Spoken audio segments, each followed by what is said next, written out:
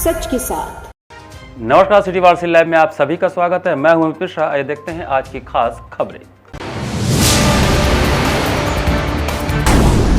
गंगा के जलस्तर में बढ़ाव जारी, खतरे के निशान करीब पहुंचा जलस्तर, तटवर्ती क्षेत्रों में घुसने लगा है पानी, लोगों का पलायन शुरू। पैगंबर इस्लाम हजरत मोहम्मद की यौम पैदाइश पर शान से निकला जुलूस मोहम्मदी। प्रधानमंत्री नरेंद्र मोदी जी के 74वें जन्मदिन के पूर्व दिवस पर यज्ञ तथा हवन पूजन का हुआ आयोजन। और काशी के न्यायाधीश बाबा लाड भैरव को चढ़ा तिलक, तिलक शोभा यात्रा में डीजे की धुन पर जमकर थिरके तिलकारू। और अब समाचार विस्तार से। गंगा के जलस्तर में लगातार बढ़ाव के चलते गंगा का जलस्तर केंद्रीय जल आयोग द्वारा 70.72 मीटर रिकॉर्ड किया गया। गंगा के जलस्तर में बढ़ाव लगातार जारी है। सोमवार को प्रातः 8 बजे तक गंगा का जलस्तर केंद्रीय जल आयोग द्वारा 70.72 मीटर रिकॉर्ड किया गया, जो चेतावनी बिंदु से तो आधा मीटर ऊपर है, किंतु खतरे के निशान से अभी भी नीचे है।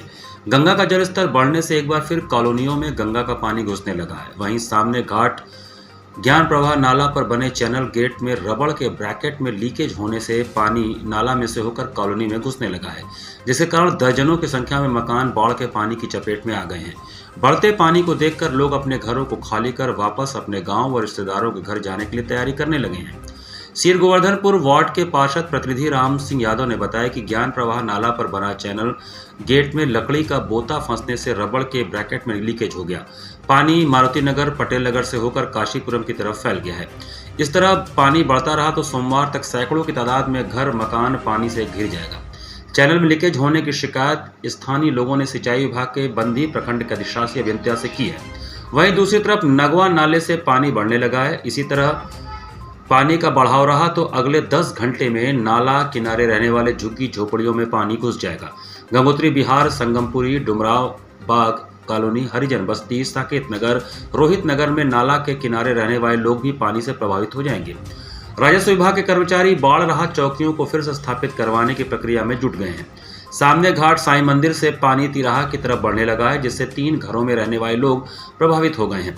सामने घाट स्थित ज्ञान प्रवाह नाले से पानी प्रवेश करने से मारुति नगर, पटेल नगर, काशीपुरम इलाके में नाले के इर्द गिर्द घर पानी से चौतरफा डूब गया है। मारुति नगर कॉलोनी में रहने वाले अशोक सिंह, रजनीकांत तिवारी, विजय बहादुर पटेल, सूरजकांत यादव ने बताया कि दर्जनों से अधिक मकानें पानी से चारों तरफ डूब गई हैं। इस हालत में सभी लोग अपने घरों को खाली कर रहे हैं। कई वर्षों से हम लोग अधिकारियों से बात किए हैं कि इस पर जब तक नाला तो बनाने के लिए बना दिए हैं, जब तक इसके वो सीवर नहीं पड़ेगा सिर गोवर्धनपुर से लेके वो ज्ञान प्रवाह तक, और उसके साथ साथ BHU यूनिवर्सिटी का पानी 90% इसमें आता है, जिससे कॉलोनी और क्षेत्र के लोगों को बहुत दिक्कत है। और इसको हमने कई बार लिख के इसको विधायक जी के माध्यम द्वारा VC साहब के यहाँ भी दिया गया है लेटर। अगर ये BHU यूनिवर्सिटी का पानी और यह सीवर लग जाएगा तो इस सभी क्षेत्र के 1000 घर जो बने हुए हैं, 500-1000 परिवार सभी लोग रह रहे हैं, शिवाजी नगर, मारुति नगर, काशीपुरम, गायत्री नगर, ये सब परिवार सुरक्षित हो सकते हैं अगर ऐसा हो जाए तो। गंगा तो भी पिछले कुछ दिनों में बहुत ज़्यादा नीचे जा चुकी थी। लगभग 2 दिनों में देखा जाए तो गंगा चेतावनी बिंदु के करीब आ चुकी हैं, जिसके कारण हम लोगों को बहुत सारी परेशानियां उठानी पड़ रही हैं। सामान अपना चौकी देखिए लेके हम लोग रोड पे आ गए हैं। गंगा जी ने हम लोग को रोड पे ला के खड़ा कर दिया है। इस समय हम लोग निरंतर अपने सामग्रियों को यहाँ से उठा के वहाँ से उठा के यहाँ पे कर रहे हैं। परसों से पितृपक्ष का महोत्सव चालू होने वाला है, जिसमें पूरे देश भर से यात्री अपने पितरों के कर्म के लिए काशी में पधारते हैं। तो हम लोग इसी चिंता में है कि उनका कर्म कैसे, किस प्रकार से पूरे तरीके से संपादित कराया जाए। इस समय पूरी खस्ता हाल स्थिति में हम लोग हैं। पूरे तीर्थ पुरोहित एकदम रोड पे आ गए हैं। जो फाटक ज्ञान प्रवाह पर लगा उससे हम लोग निश्चिंत थे कि हम लोगों की तरफ बाढ़ नहीं आएगा, लेकिन सफाई कर्मी की लापरवाही से लकड़ी की जो फाटक था उसमें एक लकड़ी का भोटा ढुक जाने से हम लोग की तरफ पानी फैल गया। लेकिन अब बंद हुआ है, हो सकता है हम लोग कुछ राहत मिल जाए। कितने घर हैं जो अभी? कम से कम 70-80 घर प्रभावित हैं बाढ़ से। कितने पानी, मतलब कितने फुट पानी लगा? कम से कम 3 फीट। हाँ, 3 फीट पानी। अभी क्या घटाव शुरू हुआ है? नहीं, घटाव नहीं, बढ़ाव है। बढ़ाव है। अभी टीम आई थी, क्या आश्वासन दिया, क्या? अभी तो टीम आई थी, आश्वासन दिया कि नहीं हो जाएगा, लेकिन अब जब इधर पंप लगेगा इधर तब पानी निकलेगा, अन्यथा पानी निकलने वाला नहीं। महीना 1.5 महीना तक रख सकता है। यदि बारिश होगा तो 2-2.5 महीना भी रह सकता है। हजरत मोहम्मद की यौम पैदाइश सोमवार को मजहबी जोश और खुशी के माहौल में मनाई गई। पैगम्बर इस्लाम हजरत मोहम्मद की यौम पैदाइश ईद मिलादुन्नबी सोमवार को मजहबी जोश और खुशी के माहौल में मनाई जा रही है। शहर के कई इलाकों से सुबह से ही मोहम्मदी जुलूस निकाले गए, जिसमें शामिल हजारों लोगों ने पूरे उत्साह के साथ भागीदारी की। मोहम्मदी जुलूस में आपसी सद्भाव के साथ देश प्रेम का अद्भुत जज्बा भी देखने को मिला। जुलूस में सरकार की आमद मरहबा, आका की आमद मरहबा, मुस्तफ़ा या मरहबा आदि सदाएं बुलंद होती रहीं। ईद मिलादुन्नबी पर मरकज़ी दावत इस्लामी जुलूस मोहम्मदी कमेटी एवं मुफ्ती बोर्ड के सदर और जनरल सेक्रेटरी की निगरानी में रेवड़ी तालाब मैदान से सुबह पूरे जोश के साथ जुलूस मोहम्मदी निकाला गया। इसमें शामिल होने के लिए मुस्लिम समुदाय के बड़े बुजुर्गों के साथ युवाओं और बच्चों का रेला उमड़ पड़ा। सिर पर हरा साफा बांध लगदग कपड़ों में सजे समुदाय के लोग एक हाथ में मजहबी परचम तो दूसरे हाथ में तिरंगा थाम इसे लहराते हुए जुलूस में शामिल हुए। जुलूस में बड़ों के अलावा बच्चों का उत्साह भी देखते ही बन रहा था। बग्घी, दुपहिया और 4 पहिया वाहनों पर सवार होकर लोग जुलूस में शामिल हुए। रास्ते भर जुलूस में शामिल लोगों के लिए मुस्लिम व हिंदू भाइयों की ओर से चाय व खाने पीने की चीज़ों का वितरण भी होता रहा। मदनपुरा में जुलूस पर लोगों ने पुष्प वर्षा भी किया। जुलूस परंपरागत मार्ग मदनपुरा, गोदोलिया चौक, कबीर चौराहा, पियरी होता हुआ बेलियाबाग के मैदान में पहुंचकर समाप्त हुआ। इस दौरान जिला प्रशासन ने सुरक्षा के व्यापक प्रबंध किए थे। इसी क्रम में सुन्नी जमीयतुल उलमा के तत्वावधान में काजी शहर गुलाम यासीन के नेतृत्व में निकला जुलूस भेलूपुर, गौरीगंज, शिवाला, सुनारपुरा, मदनपुरा, गोदोलिया चौक, मैदागिन, कबीर चौरा, बड़ी पीरी होता हुआ वापस रेवड़ी तालाब पहुंचकर समाप्त हुआ। इसी क्रम में अंजुमन इत्तेहाद मिल्लत के बैनर तले पितरकुंडा से जुलूस मोहम्मदी निकला। रज़ाए मुस्तफ़ा मिल्लत कमेटी की ओर से नदेसर स्थित लक्ष्मीपुरा से जुलूस निकाला गया। नगर से निकले सभी जुलूस बेनियाबाग के मैदान में पहुंचे, जहां उलेमाओं ने नबी की शान में तकरीर किया, शायरों ने कलाम पेश किए, अंजुमनों ने नात पढ़ी।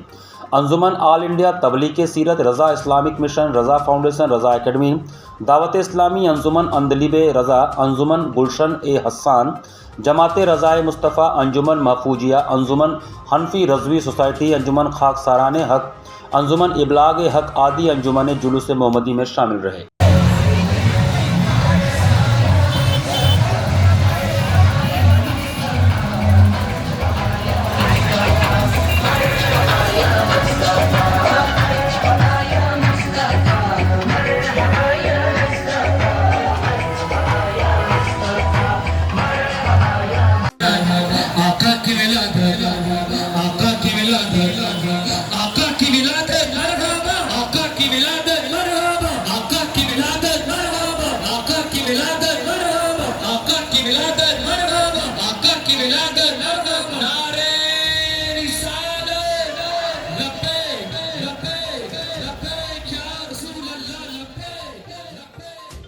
ड्यूटी के दौरान सर सुंदरलाल चिकित्सालय काशी विश्वविद्यालय में कार्यरत नर्सिंग स्टाफ की मृत्यु से क्षुब्ध नर्सिंग स्टाफ का धरना दूसरे दिन भी जारी रहा। काशी विश्वविद्यालय के सर सुंदरलाल चिकित्सालय में कार्यरत नर्सिंग स्टाफ खेमचंद सैनी की अचानक ड्यूटी के दौरान मृत्यु हो गई थी। इनके साथ ही नर्स अस्पताल प्रशासन पर शोषण का आरोप लगाते हुए धरने पर बैठ गए। आज सोमवार को उनके धरने का दूसरा दिन है। सैकड़ों की संख्या में नर्सिंग स्टाफ धरने पर बैठे हुए हैं। रविवार को सायंकाल आईएमएस निदेशक ने उनकी मांगों पर सहानुभूतिपूर्वक विचार कर समस्याओं को हल करने का आश्वासन दिया, जिस पर बात नहीं बनी। नर्सिंग स्टाफ का आरोप था कि उनसे जबरदस्ती नियम विरुद्ध निर्धारित समय से अधिक 10-10 घंटे काम लिया जाता है। सप्ताह में एक दिन भी अवकाश नहीं दिया जाता। इससे वे अपना कोई भी व्यक्तिगत कार्य समय पर नहीं कर पा रहे। ड्यूटी के दौरान मोबाइल फोन का उपयोग भी नहीं करने दिया जाता। एक नर्सिंग स्टाफ से 17 से बेडों पर अकेले काम लिया जाता है। वार्डों में स्टाफ के लिए अलग से यूरिनल तक की व्यवस्था नहीं है। शिकायत करने पर इंक्रीमेंट रोक देने की धमकी दी जाती है। नर्सिंग स्टाफ की मांग थी कि मृत नर्सिंग स्टाफ के परिवार को विश्वविद्यालय प्रशासन द्वारा 5 करोड़ रुपए का मुआवजा दिया जाए। आश्रित परिवार के एक सदस्य को अनुकंपा के आधार पर समकक्ष पद पर नौकरी दी जाए। मृत स्टाफ के बच्चों के लिए निःशुल्क शिक्षा की व्यवस्था की जाए। बीएचयू प्रशासन खेमचंद के पार्थिव शरीर को उनके मूल निवास स्थान राजस्थान तक निःशुल्क पहुंचाने की व्यवस्था करे। नर्सिंग ग्रीवांस समिति की वार्षिक समीक्षा की जाए। मृत खेम सिंह को उनकी ज्वाइनिंग ड्यूटी से अब तक कंफर्म माना जाए। कल सुबह का उनके साथ जो हादसा हुआ है वो मुझे अभी तक नहीं पता चला है। कब मुझे लोग बताएंगे कि क्या हुआ है क्या नहीं हुआ है, कब मुझसे कोई मिलने आएगा, कब मुझसे कोई कुछ कहेगा, अभी तक मुझे कुछ नहीं पता चला है। बात कब हुई थी आपकी अपने पति से? मेरी हर नाइट में बात होती है। उनको नाइट में नींद नहीं आती है। वो कहते हैं एक मैं अकेला होता हूँ, मैं क्या क्या करूँगा। थोड़ी देर 5 मिनट का रेस्ट तक मुझे नहीं मिलता है। क्या मान रहे हैं इसके पीछे किसी का इस्तेमाल नहीं है? ये गलती है तो वो हॉस्पिटल वालों की ही गलती है, जो भी गलती है। वो ऑन ड्यूटी थे, उनके साथ जो भी हुआ है वो यहाँ हुआ है। वो घर से अच्छे भले आए हैं, खूब ड्यूटी पे रोज अच्छे भले आ रहे हैं। वो जो हुआ है उनके साथ यही हुआ है। किसने किया है किसने नहीं किया, लेकिन किया यहीं पर कुछ भी है। तो मांग क्या करती हैं आप? क्या मांग करती हैं? मांग मुझे बहुत कुछ चाहिए, लेकिन मुझे आए मुझसे कोई मिले मुझसे, मुझे उससे चाहिए। मुझे सबसे बात करनी है। मेरे हस्बैंड चले गए हैं, मुझे उनके लिए कुछ बात करनी है। क्या हुआ है उन्हें मुझे ये तो बताओ कि कम से कम क्या हुआ है उन्हें। 18 सितंबर से प्रारंभ हो रहे पितृपक्ष के मद्देनजर पिशाच मोचन क्षेत्र में सारी तैयारियां कर ली गई हैं। मोक्ष की नगरी काशी में अतृप्त आत्माओं को मुक्ति के लिए पितृपक्ष में पिशाच मोचन में मुक्ति के लिए श्राद्ध कार्य किया जाता है। इसके लिए देश विदेश से लाखों की संख्या में लोग पहुंचते हैं। इस बार पितृपक्ष 18 सितंबर से प्रारंभ होकर 2 अक्टूबर तक चलेगा, जिसको लेकर तैयारियां पूरी कर ली गई हैं। बता दें कि पिशाच मोचन कुंड का वर्णन वेदों व पुराणों में भी मिलता है। पुराणों में कहा गया है कि इस जगह की स्थापना स्वयं भगवान शिव ने किया था। उन्होंने पिशाचों की मुक्ति के लिए पिशाच मोचन कुंड की स्थापना की थी। काशी के पिशाच मोचन पर पितृपक्ष स्थित यह कुंड अपने रहस्यमय कर्मकांडों और अनूठे अनुष्ठानों के लिए जाना जाता है। काशी जिसे मोक्ष का द्वार माना जाता है, यहाँ पिशाच मोचन कुंड विशेष महत्व रखता है। यहाँ लोग अपने पितरों की आत्मा की मुक्ति के लिए तर्पण करते हैं। पिशाच मोचन कुंड के पास स्थित एक पीपल का पेड़ भी खास मान्यताओं का केंद्र है। इस पेड़ में ठोके गए सिक्के और कीलें ऐसी आत्माओं का प्रतीक मानी जाती हैं जो अतृप्त अवस्था में है। यह देश का एकमात्र ऐसा स्थान है जहां अकाल मृत्यु अतृप्त आत्माओं के लिए त्रिपिंडी श्राद्ध किया जाता है। मान्यता है कि पिशाच मोचन में तर्पण करने से मृतक आत्माओं को शांति मिलती है और पितृ ऋण से मुक्ति प्राप्त होती है। पिशाच मोचन कुंड का यह पेड़ मृत व्यक्तियों की तस्वीरों, उनके कपड़ों और प्रतीक चिन्हों से भरा हुआ है। ऐसा विश्वास है कि अकाल मृत्यु से मरने वाले व्यक्तियों की आत्मा यहीं से मोक्ष प्राप्त कर सकती है। इस कुंड में देश विदेश से लोग आते हैं ताकि पितृ तर्पण के माध्यम से मोक्ष प्राप्त कर सकें। यहाँ की विशेषता यह भी है कि तर्पण के दौरान बैकुंठ के द्वार खुलने की मान्यता है। इस पीपल के पेड़ पर सिक्के या कील गाड़ने की परंपरा पूरे साल चलती है, लेकिन पितृपक्ष के 15 दिनों का विशेष महत्व है। इन दिनों में तर्पण और श्राद्ध से आत्माओं को मुक्ति मिलती है। यहाँ न केवल पितरों का श्राद्ध किया जाता है, बल्कि उन ज्ञात अज्ञात आत्माओं का भी त्रिपिंडी श्राद्ध किया जाता है जो अकाल मृत्यु का शिकार होती हैं। पिशाच मोचन के तीर्थ पुरोहित सौरभ दीक्षित के अनुसार पिशाच मोचन कुंड का उद्गम गंगा अवतरण से पहले का माना जाता है। यहाँ सबसे पहले ब्रह्म राक्षस को मुक्ति मिली थी, तभी से स्थान वरदानी तीर्थ के रूप में प्रसिद्ध है। यहाँ पितृदोष से मुक्ति के लिए तर्पण किया जाता है। पेड़ पर सिक्के और कील लगाने की परंपरा श्रद्धालुओं को याद दिलाने के लिए कि उनके पितृ यहाँ हैं। कई लोग उसे प्रेत बाधाओं से मुक्ति के उपाय के रूप में भी मानते हैं। यहाँ के विचार में वाल्मीकि जी जब प्रेत रूपी हत्या करते थे तो उनको जब दोष लग गया तो उनको यहाँ पर वो मोक्ष के लिए यहाँ पर किया गया। यहाँ अगहन चतुर्दशी को लोटा भंटा का मेला लगता है। यहाँ नहा के पिंडदान कर देने से प्रेत गति कितने साल पुराना इतिहास मिलता है? ये तीर्थ गंगा जी के पहले का है, कम से कम हजारों बरस पहले। कितने दिन का पितृपक्ष है और क्या विधान होगा पूजा का? 15 दिन का पितृपक्ष है और विधान में वही सर सामान लेके लोग पिंडदान करेंगे। कब से शुरू हो रहा है? किस तारीख से शुरू हो रहा है? 17 तारीख से।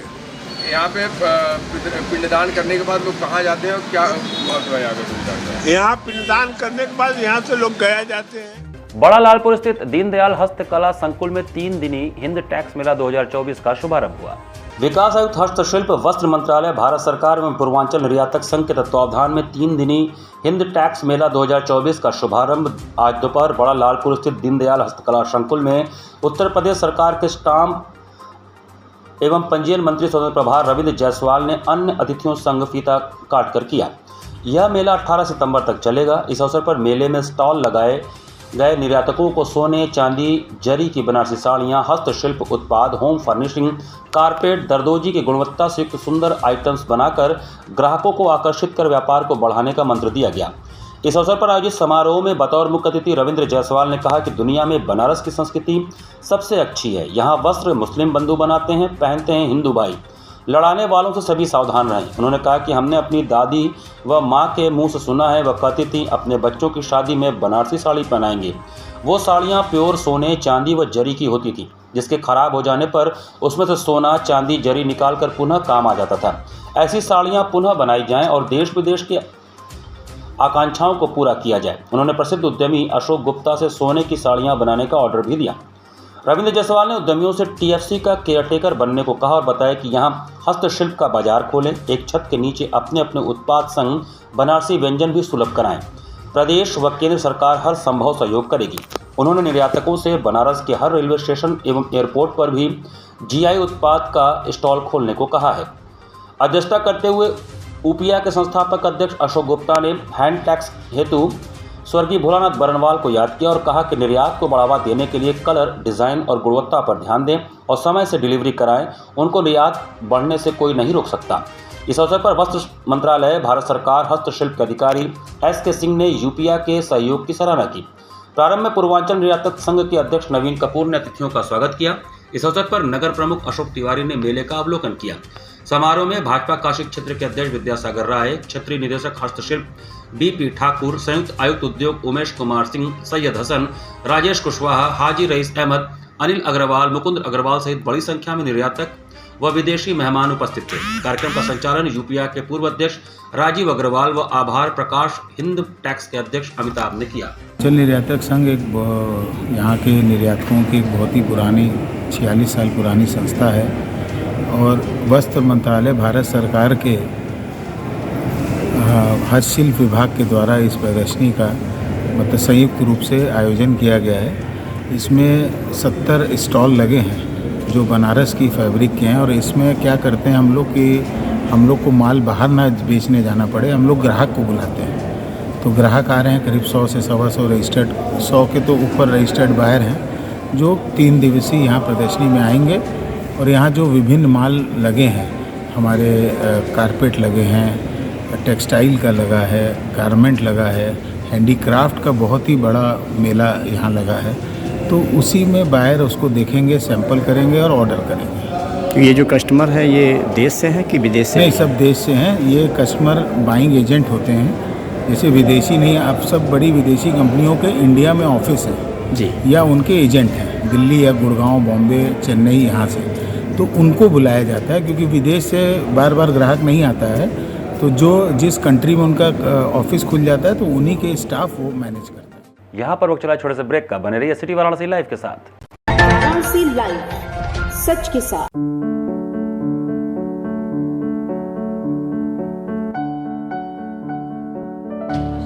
माई campus,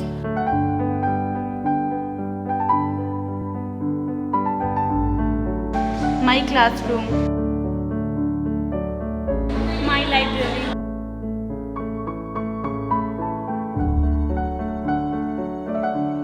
my lab, my computer lab,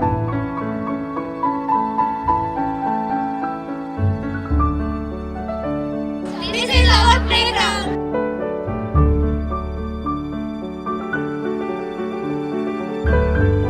this is our college and we create our future over here. Mahatma Gandhi Kashi Vidyapith से संबंधित आचार्य सीताराम चतुर्वेदी महिला महाविद्यालय, डुमरी रामनगर, वाराणसी, BCom एवं BSc की छात्राओं के लिए। वाराणसी लाइव, सच के साथ।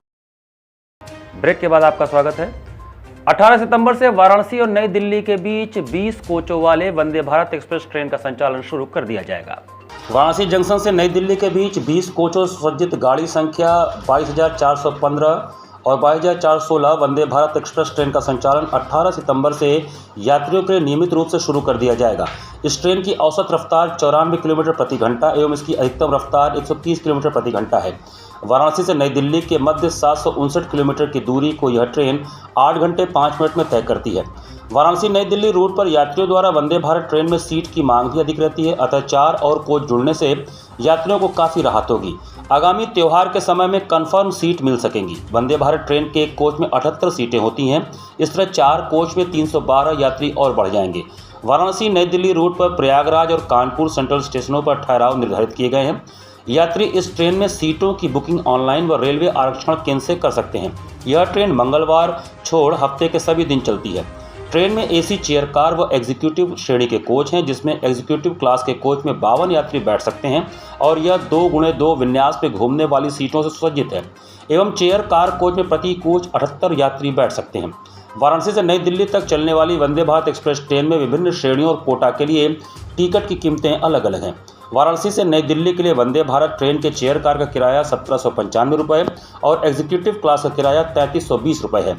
वाराणसी से नई दिल्ली के मध्य गाड़ी संख्या 2415 और 2416 वंदे भारत एक्सप्रेस वाराणसी से नई दिल्ली के लिए प्रातः 6 बजे प्रस्थान करके 2:05 पर दिल्ली पहुंचती है एवं वापसी की दिशा में यह ट्रेन नई दिल्ली से 3 बजे प्रस्थान करके रात को 11:05 पर इस वाराणसी स्टेशन पर अपनी यात्रा समाप्त करती है। सांसद देश के प्रधानमंत्री माननीय मोदी जी ने काशी को अब तक 48,000 करोड़ रुपए से विकास का निधि दिया, विकास का काम किया। साथ ही साथ रेलवे में भी नई रफ्तार ट्रेनें दी हैं। वंदे भारत जो दिल्ली यहाँ जाते थे उसमें 16 डब्बे होते थे, अब 20 डब्बे हो जाएंगे। बनारस से वंदे भारत आगरा जोड़ दिया गया, काशी से जोड़ दिया है बैजनाथ धाम। माननीय मोदी जी का मानना है समय महत्वपूर्ण होता है, सबका समय बचना चाहिए, स्पीड गति से अच्छी ट्रेनें का चलन हो जाए। आज देश के अंदर 100 के ऊपर वंदे भारत शुरू कर दिए गए हैं। उस वंदे भारत से लोगों का समय बच रहा है, लोग यात्रा कर रहे हैं और अच्छी जर्नी कर रहे हैं। हम सब काशीवासी लोग देश के प्रधानमंत्री माननीय मोदी जी के प्रति आभार व्यक्त करते हैं, धन्यवाद देते हैं। उन्होंने काशी सहित पूरे देश को अच्छी सुविधा दे रहे हैं और काशी के विकास। रविवार को तिलकोत्सव के साथ बाबा लाड भैरव जी का विवाहोत्सव प्रारंभ हुआ। काशी की संस्कृति, मान्यताओं और परंपराओं में विख्यात बाबा लाड भैरव के विवाहोत्सव का शुभारंभ रविवार की शाम तिलक के साथ प्रारंभ हो चुका है। विवाह की शनाई से पूर्व बाबा के ललाट पर रोली की लालिमा सुशोभित हो गई है। श्री कपाल भैरव अथवा लाड भैरव प्रबंधक समिति के तत्वावधान में कज्जाकपुरा स्थित जानकी बाग से तिलक शोभा यात्रा निकाली गई। समिति के अध्यक्ष रोहित जायसवाल ने मंदिर प्रांगण में बाबा श्री लाड भैरव का पंचोपचार पूजन किया। तत्पश्चात समस्त तिलक सामग्रियों को विग्रह से स्पर्श कराया गया। परंपरा अनुसार छोटे बड़े थालों, परातों, अन्य पात्रों में सजे पीला चावल, नवीन वस्त्राभूषण, नाना प्रकार के फल फूल, मेवे, मिठाइयों, तांबूल, पान का बीड़ा आदि को भक्तों ने सर पर रखकर वहां तक पहुंचाया। पैरों में महावर लगाए, हाथों में धर्म ध्वजा लिए हर हर महादेव लाड भैरव बाबा के जयकारों के संग तिलक शोभायात्रा मुख्य मार्ग की ओर बढ़ा। शोभायात्रा में दर्शकों के पुराने साक्षी तिलकहरू पारंपरिक परिधान धोती कुर्ते में खूब उत्साहित नजर आए, तो वहीं हजारों की संख्या में उत्साही नौजवान डीजे के धुन पर मार्ग पर्यंत जमकर थिरके। शोभायात्रा गाजे बाजे के साथ क्रमशः जलालीपुरा, तेलियाना, हनुमान फाटक, बलुआबीर, अंबिया मंडी, कतुआपुरा, जतनबर, भैरवनाथ होते हुए अपने गंतव्य स्थान विशेश्वरगंज स्थित संकट हरणी मां शीतला माता मंदिर पहुंचा, जहां उपाध्यक्ष बसंत सिंह राठौर ने तिलकहरूओं का आवाभगत किया। शीतला माता का विधिवत श्रृंगार आदि किया गया। माता के आंगन में वैदिक मंत्रोच्चार के साथ विधिपूर्वक आचार्य रविंद्र त्रिपाठी के अध्यक्षत्व में अध्यक्ष रोहित जायसवाल ने तिलक चढ़ाया। रोली अक्षत के शुभ तिलक से बाबा के रजत मुखौटे का भाल दमक उठा। भंडारे में हजारों भक्तों ने पूड़ी, सब्जी, खीर का प्रसाद ग्रहण किया। सांस्कृतिक आयोजन में नृत्य संगीत का दौर देर रात्रि तक चलता रहा। सुरक्षा के दृष्टिगत कई थानों के फोर्स मंदिर से लेकर शोभायात्रा मार्ग में तैनात किए गए थे। इस दौरान समिति के पदाधिकारियों में प्रधानमंत्री छोटेलाल जायसवाल, कोषाध्यक्ष छोटन केशरी, मंत्री मुन्ना लाल यादव, तिलक संयोजक नंदलाल प्रजापति, विक्रम सिंह राठौर, बच्चे प्रजापति, सुशील जायसवाल, निक्की जायसवाल, अंकित जायसवाल, गोपाल यादव, संदीप सिंह, हिमांशु, आशीष, घनश्याम, बच्चेलाल बिंद, नवीन, सचिन, आलोक, मनदीप, निखिल, संजय पांडे आदि रहे। सैकड़ों साल पुराना परंपरा है। हर साल के भांति इस साल भी बाबा का कार्यक्रम तय हुआ था। 15 तारीख को तिलक था। बाबा के लाड भैरव मंदिर कजाकपुरा से तिलक का 51 पड़ा। बाबा का वस्त्र, फूल, माला, दही, रबड़ी, ड्राई फ्रूट, काजू, किशमिश के साथ हम लोग रास्ते होते हुए तेलियाना, बलुआबीर, कतुआपुरा, दुशक्ति होते हुए काल भैरव मंदिर से झांकी लेते हुए इन्ना माई के पास आते हम लोग का यहाँ पे तिलक कार्यक्रम शुरू होता है। मानसरोवर स्थित श्री राम तारक आंध्र आश्रम में श्री गणेश नवरात्र महोत्सव में आज गणेश पूजन के पश्चात कलश उद्वासन किया गया। मानसरोवर स्थित श्री राम तारक आंध्र आश्रम में विगत 9 दिनों से चल रहे श्री गणेश नवरात्र महोत्सव में आज प्रातः 9 बजे गणेश पूजा के पश्चात कलश उद्वासन किया गया, जिसके पश्चात कलश को लेकर भक्तों के द्वारा अवृत स्नान मानसरोवर घाट पर किया गया। पिछले 9 दिनों से आश्रम में प्रतिदिन प्रातः एवं शाम पूजन अर्चन दक्षिण भारतीय पद्धति से बड़े ही धूमधाम से संपन्न हो रहा है। इसमें बच्चों का ड्राइंग प्रतियोगिता, निबंध प्रतियोगिता, योग प्रतियोगिता भी संपन्न हुआ। सभी बच्चों को पुरस्कार वितरित भी किया गया। सोमवार 16 सितंबर को शाम 5 बजे एक विशाल शोभा यात्रा आश्रम के प्रांगण से निकलकर मानसरोवर घाट, नारद घाट, पांडे हवेली, सोनारपुरा, भेलूपुर, हरिश्चंद्र घाट, हनुमान घाट, केदार घाट होते हुए छिमेश्वर घाट पर मां गंगा के पूजन अर्चन करके गणेश प्रतिमा को वापस आश्रम में स्थापित किया गया।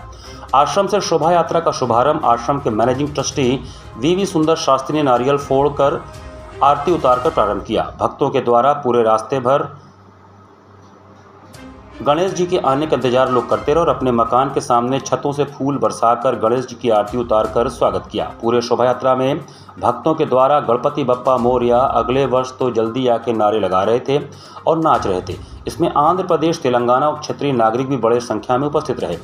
इसमें मुख्य रूप से कैंट के विधायक सौरभ श्रीवास्तव, क्षेत्रीय सभासद चंद्रनाथ मुखर्जी, श्याम राव शास्त्री, अन्नादनम सितंबर शास्त्री, CVV सुब्रमण्यम, राजेंद्र कुमार यादव, आशीष टंडन, तुलसी गजानन जोशी, अनुपम भट्टाचार्य, बुद्ध शर्मा, दयाशंकर गुप्ता, डॉक्टर RK बख्शी आदि लोग उपस्थित रहे।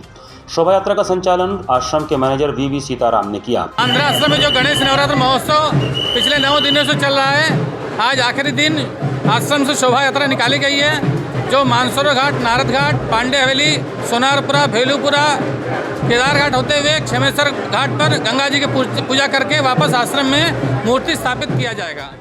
साईं अपार्टमेंट में भी चल रहे गणेश उत्सव का सोमवार को समापन हुआ। समापन के अवसर पर अपार्टमेंट के लोगों ने गाजे बाजे के साथ भगवान गणेश की प्रतिमा स्थानीय कुंड में विसर्जित की।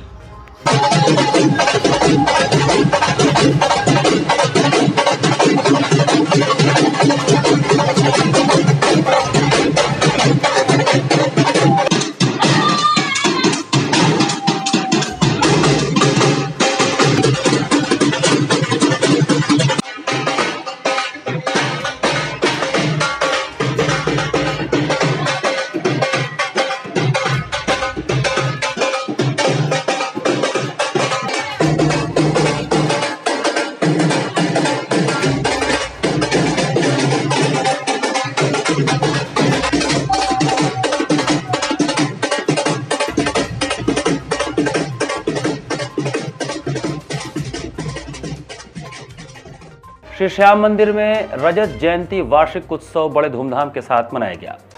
लीलाधर की सजी अलौकिक झांकी लक्सा से श्री श्याम मंदिर में रविवार को श्री श्याम मंडल द्वारा रजत जयंती वर्ष रविवारी वार्षिक उत्सव बड़े धूमधाम से मनाया गया।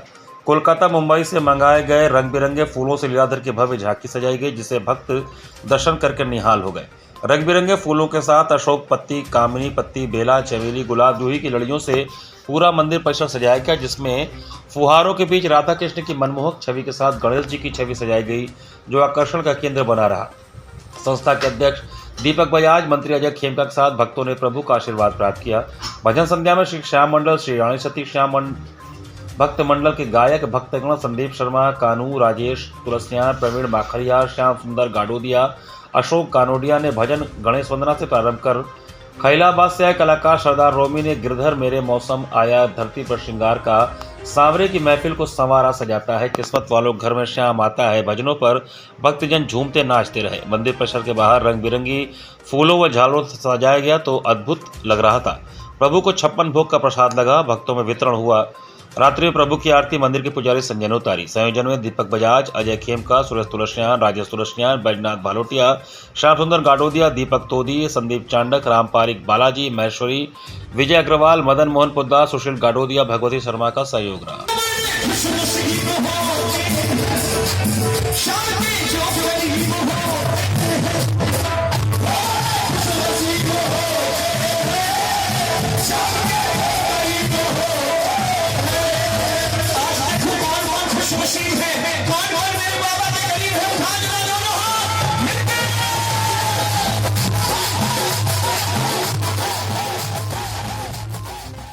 प्रधानमंत्री नरेंद्र मोदी के 74वें जन्मदिन की पूर्व संध्या पर भाजपा काशी क्षेत्र पिछड़ा वर्ग मोर्चा द्वारा यज्ञ तथा हवन पूजन किया गया।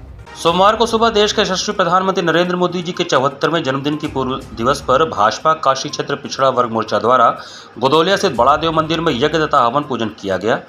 और मोदी जी की सफलता और दीर्घायु हेतु प्रार्थना की गई। काशी विश्वनाथ जी और माता अन्नपूर्णा जी से प्रार्थना किया गया कि हिंदू राष्ट्र बनाने के पक्षधर मोदी जी को अतिशीघ्र सफलता प्रदान करें। इस अवसर पर भाजपा काशी क्षेत्र पिछड़ा वर्ग मोर्चा के उपाध्यक्ष अनूप जायसवाल के नेतृत्व में महादेव के दुग्धाभिषेक, जलाभिषेक कर श्रृंगार करके लड्डुओं का भोग लगाकर आरती उतारी गई। इसके उपरांत प्रधानमंत्री के दीर्घायु की कामना हेतु 11 ब्राह्मणों द्वारा श्री संकट मोचन मिश्रा जी के आचरणत्व में वैदिक मंत्रोच्चार के साथ यज्ञ, हवन और पूजन किया गया, जिसमें मुख्य अतिथि भाजपा काशी क्षेत्र कार्यालय प्रभारी श्री प्रकाश शुक्ला ने मोदी जी की तस्वीर पर माल्यार्पण कर प्रतीकात्मक तौर पर प्रसाद का लड्डू खिलाकर उत्साही कार्यकर्ताओं के बीच मिष्ठान वितरण किया। कार्यक्रम में मुख्य रूप से राजेश दुबे, कन्हैयालाल सेठ, अलगू गौड़, मनीष चौरसिया, आलोक श्रीवास्तव, अखिल वर्मा, धीरेन्द्र शर्मा, शंकर जायसवाल, मिठाईलाल यादव, प्रदीप जायसवाल, धर्मचंद करमचंद आदि उपस्थित रहे। कार्यक्रम का संचालन शोभनाथ मौर्य ने तथा धन्यवाद ज्ञापन ओम प्रकाश यादव ने किया। विश्वनाथ मां गंगा के प्रतीक स्वरूप बाबा बड़ा देव को यहाँ पर जलाभिषेक, दुग्धाभिषेक करके माननीय मोदी जी के दीर्घायु शतायु होने की कामना की है, क्योंकि माननीय मोदी जी हम भारतवासियों के लिए इतना कर रहे हैं, इसके लिए हम सदैव ऋणी रहेंगे। निरंतर चाहे रूस यूक्रेन में भारतीय फंसते हो तो मोदी जी उनको सुरक्षित निकालने का काम करते हैं, चाहे अफगानिस्तान में हमारा सिख बंधु फंसते हो तो उनको निरंतर सुरक्षित लाने का काम माननीय मोदी जी करते हैं, चाहे कोरोना काल में देशवासियों को वैक्सीन की आवश्यकता हो, चाहे हमारे रूस यूक्रेन में भारतीय फंसते हो उनको निकालने का काम, कतर में आज भारतीय फंस जाते हैं उनको सुरक्षित भारत लाने का काम। तो ऐसे कामों से भारत का मान सम्मान, तिरंगे का मान सम्मान जो माननीय मोदी जी ने बढ़ाया, उसके लिए हम भारतवासी सदैव उनके ऋणी रहेंगे और हमारे आगे आने वाली पीढ़ियों के लिए भारत की स्थान पर स्थापित है। इसके लिए माननीय मोदी जी का सदाई होना अत्यंत आवश्यक है। इसके लिए हम गंगा बाबा विश्वनाथ से प्रार्थना करते हैं कि हमारी आयु उनको लग जाए, वो सदायु हो, दीर्घायु। इसी के साथ सिटी वाराणसी लाइव का ये संस्करण हम समाप्त करते हैं। मुझे दीजिए आज्ञा, नमस्कार।